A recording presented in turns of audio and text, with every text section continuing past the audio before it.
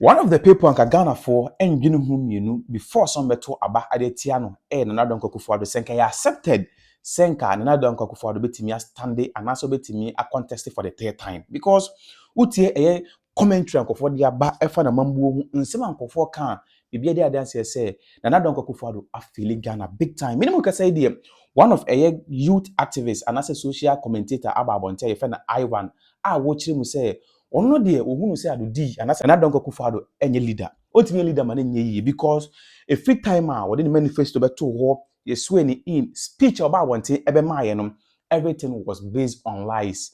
Even if speech kwampo maye kwampo no a speecher okuwia ye edi free eye enkofo mo baby anasa okuwie free eye American politician bi eho no okuwia sa speech ni e free ye wa edit wa anye hwe wa paraphrase chese nsema mo kan words to words and another Kufuor eba bonte and so edbeto woman but only the ne say or kan amadi atiase say krobia any idea ehia ne ma enti wontimi konkofa eye American politician bi speech emba embe kan fanche Ghana and said this is what you're going to do for them wa bra Ghana a different from America we nsema Ivan eba bonte ebe kan ne dia wo kan say wono de wo hu say adudi a president when you who say adudi a leader what me leader mani because you being a leader no everything about you is corrupt. You being a leader no everything about you is unacceptable. Just say a fake and kasa we nsema Ivan eba wanting ebe kan so also be can say presidency a serious business but adudi die opeso di a president keka but the business aspect of being a president no enye no kwampo no word we nsema Ivan eba wanting ebe kan we don't waste my time na busia ye hwe video ne ntie nsema Ivan e kan ye ahase e malikbasintale TV so when first on my channel so bon wedding and subscribe it for my end.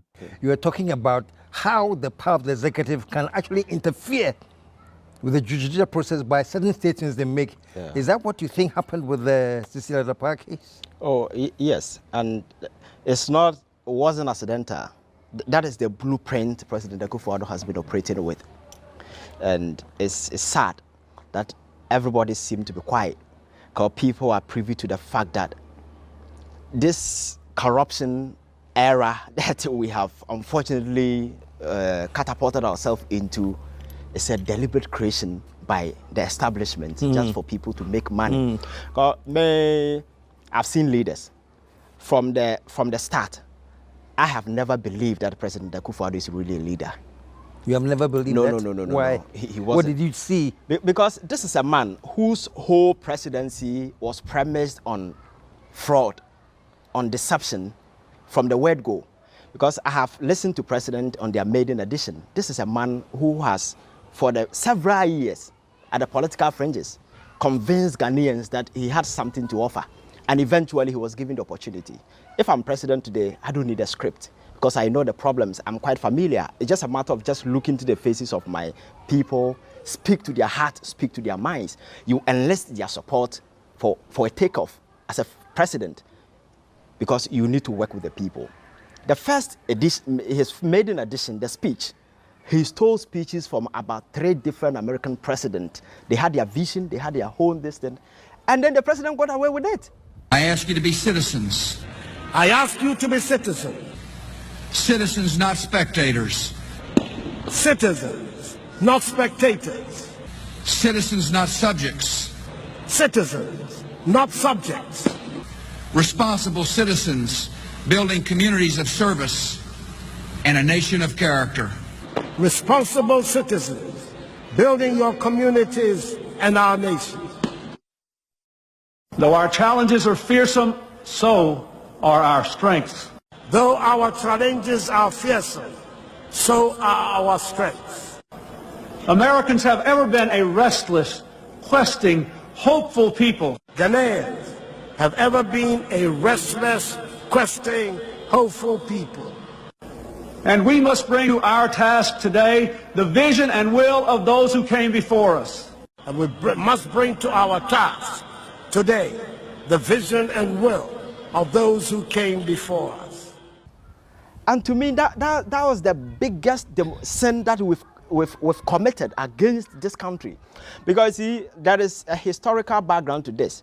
If I take you back to the United States of America in, I think, 1988, the current president of America today, called Joe Biden, he launched his campaign in 1988, and he was in a poor position to be president of America. He was leading almost all the polls. Do you know what happened?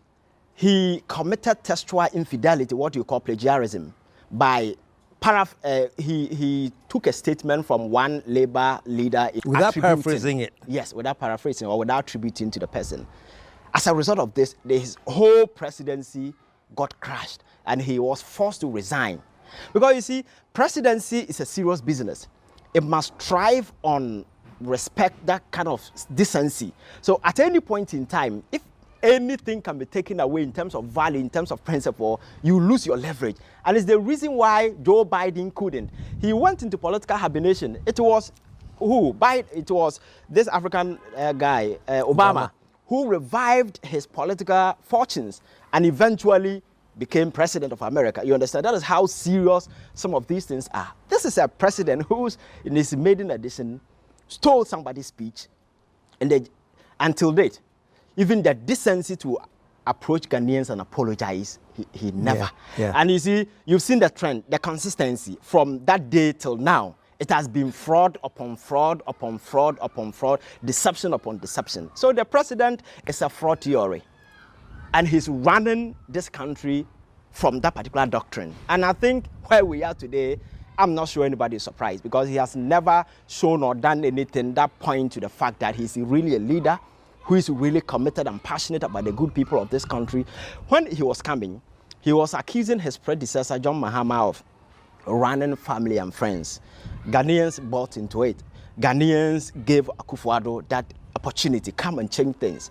In the history of this country, there is no president who has ever appointed so many of his family people, and today they easily find justification for some of these things. They will tell you that they qualify. Who doesn't qualify? If it's just about certificate, even those of us here, everybody can produce a certificate. You understand? There is a reason why they say Cronyism is an example of political corruption. Because if you appoint your family member, direct cousin, as a finance minister, you will not have the political will to crack the whip on that person in an event things go wrong. And in recent times, we've seen it. If you go back to Tunisia, there is this president, Ben Ali. He tried it. Eventually, the guy got deposed. He ran away from the country. It didn't turn out well. So countries take cue from some of these things, and it informs the way and manner you run things. But no. Look at where we are today. And if you look at the mess that Ghana is sitting in currently, most of it were created by these family friends that were brought on board. For instance, Kenneth Oriata. This is a guy who, within a short space of 4 years, was able to contract about 13 billion in bonds. Today, go pick him and ask him, what did you use that money for? He will not be able to tell you anything sensible, but he's gotten away with it. Even when it got to a point, his own party people were putting pressure on the president. Mr. President, you see, the trust, the economy of a country thrives on trust, or that kind of confidence that investors and other people have in the economy and personnel who are running it. At some point in time, we lost that leverage. It's the reason why we couldn't go to the bond market. It was the reason why all the credible rating agencies like Moody's, Fitch, S&P, they all downgraded to a junk status. So there was no way we could get out there to say we're going to borrow. We defaulted on external debt. Ghana's biggest bilateral creditor is China. We were begging them to forgive our debt. We were begging look at Ghana. Ghana used to be a shining star of Africa, and promised Ghana. We were a model when it comes to democracy. Countries take cue from us. Today, we have become an embarrassment in the league of global affairs. This is Ghana for you. And all this came about because of these individuals, because they felt that they are not running Ghana. They felt that their uncle is running a certain village pharmacy, and they've been brought on board to come and just be salesmen doing business. So at the end of the day, if your uncle's pharmacy shop in a village, you can choose to do whatever. Even when people buy, you decide you can choose not to put the money in whatever you're supposed to keep the money, you keep it. So by the time you realize the whole pharmacy thing is gone, there is nothing, because people have pocketed the money, and it's exactly what is playing out. And you see, every country run on some principles and some decency. You see, the political class will always do whatever that they want to do. But there are people we tag as conscience of society. We have the civil society organizations, we have the clergies over the years. We saw them, how influential, how powerful, and how critical some of them were, especially in 2016 when John Mahama was president. I remember when John Mahama was attempted to bring the Getmo, some people detainees, yes. One of the clergy made a certain statement. He said, the president then should exercise common sense in tandem with, if you're exercising compassion, exercise it in tandem with common sense. They were all over the place, very vocal, very critical. And to me, I felt that was right, because we all have stake in this country. If things are not going right, or it's something, you have the right to speak. But today, everybody has gone into hibernation. Why is that? The speculation. They say everybody has their price. Yes. Into whatever it is, you can silence people with monetary incentives or money itself. Yes. And do you think that's what is happening? That all of a sudden, even top people. Yeah, I think that is exactly what is happening. You see, if you want money, I've been telling people that never make money an incentive or a motivation to go into a leadership position. Because when you get there, you get the money in abundance, and at the end of the day, you forget what you're supposed to do. That's exactly what the president is doing.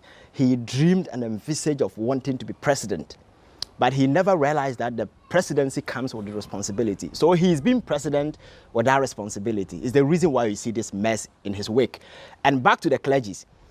You see, like you said, everybody has his price. But if you have conviction, if you believe in what you're doing, if whatever that you're doing, your passion is rooted in the welfare of the people, trust me, you will never allow your conscience to be bought.